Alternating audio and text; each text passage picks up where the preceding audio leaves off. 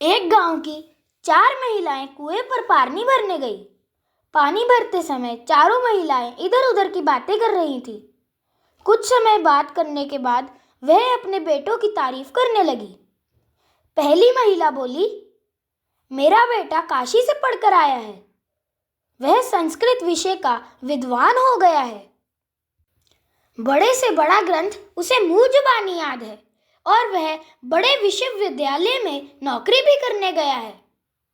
दूसरी महिला बोली, मेरे बेटे ने विज्ञान की पढ़ाई की है।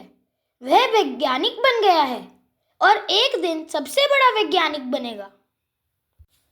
तीसरी महिला बोली, मेरे बेटे ने अच्छी शिक्षा ली है। वह शिक्षक बन गया है और दूसरे गांव के विद्यालय में पढ़ाने के लिए जाता है।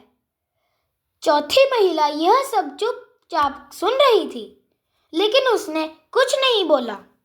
बाकी महिलाओं से रहा नहीं गया और उन्होंने उस महिला से पूछा, बहन, तुम भी बताओ कि तुम्हारा बेटा आजकल क्या कर रहा है। इस पर चौथी महिला ने थोड़ा संकोच करते हुए धीमी आवाज में कहा, मेरा बेटा पढ़ा लिखा नहीं है। वह खेतों में काम करता है। यह सब बातचीत होने के बाद चारों महिलाएं पानी का घड़ा लेकर अपने घरों की ओर चलने लगी। तभी पहली महिला का बेटा आता दिखाई दिया। उसने अपनी माँ के साथ अन्य महिलाओं को नमस्कार किया और आगे चला गया। इसी तरह दूसरी और तीसरी महिला के बेटे भी रास्ते में मिले और सभी को नमस्कार करते हुए आगे बढ़ गए।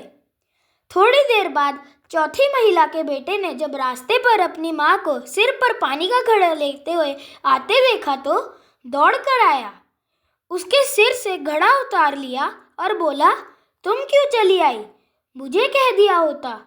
यह कहकर वह अपने माँ के सिर से घड़ा उतारकर घर की ओर चल दिया। तीनों महिलाएं देखती रह गई। जिंदगी में केवल किताबी ज्ञान ही काफी नहीं होता है।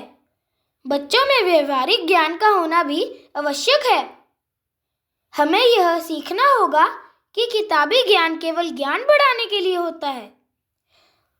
उस ज्ञान का उपयोग हमें ही इस दुनिया में करना है, तो हमें इस दुनिया के तौर तरीके और व्यवहार सीखने होंगे।